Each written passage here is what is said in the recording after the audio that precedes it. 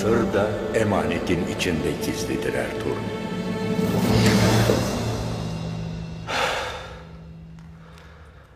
Hayırdır inşallah.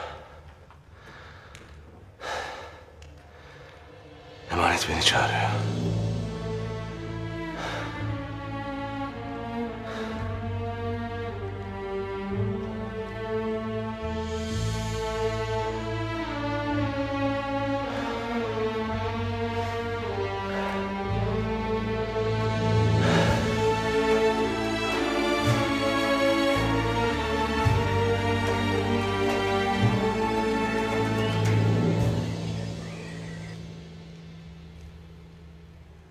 Beni iyi dinleyin. Noyan asıl Moğol ordusu gelene kadar bu topraklarla ilgili bilgi toplar. Küçük vurucu darbelerle bizi yıldırmak ister. Böyle bir ahvalde obayı ayağa kaldırmamız lazım. Turgut, Doğan, siz yeniden obaya döneceksiniz. Obaya döner dönmez Artuk'la Deli Demir'le irtibata geçin. Yalnız dikkat edin. Turtekin sizi tuzağa düşürmek isteyecektir. O yüzden ya gizlice girin ya da girmek için iyi bir neden bulun. Anlaşılmıştır beyim. Evelallah hallederiz. Obaya girdiğinizde uçan kuş sizden sorulmalıdır.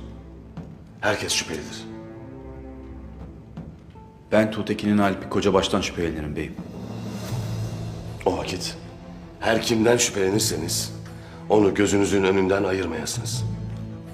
Obada hırgür çıkarmayın. Obadaki haini bulduk mu Noyan'ı tuzağa düşürebiliriz. Ya ben? Ben beyim. Senin görevinde ölmek var, dönmek yok. Seni cehennemin dibine yolluyorum Abdurrahman. Sakın ola pes etmeyesin. Hata yapmayasın. Eğer hata yaparsan seni bir daha göremeyebiliriz. Bu göreve canım feda olsun beyim. İnşallah Rabbim benimledir. İnşallah.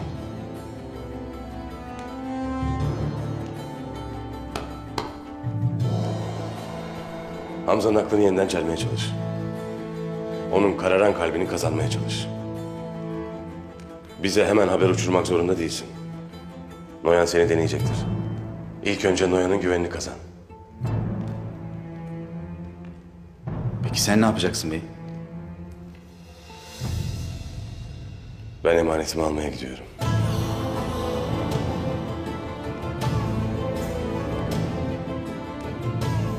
Vakit kaza vaktidir kardeşlerim.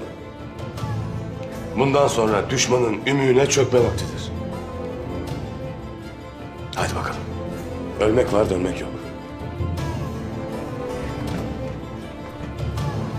Hakkınızı helal edin. Helal olsun beyim. Helal olsun beyim. Helal olsun beyim.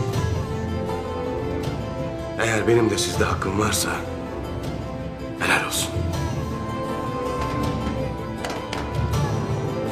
Hadi bakalım. Ya.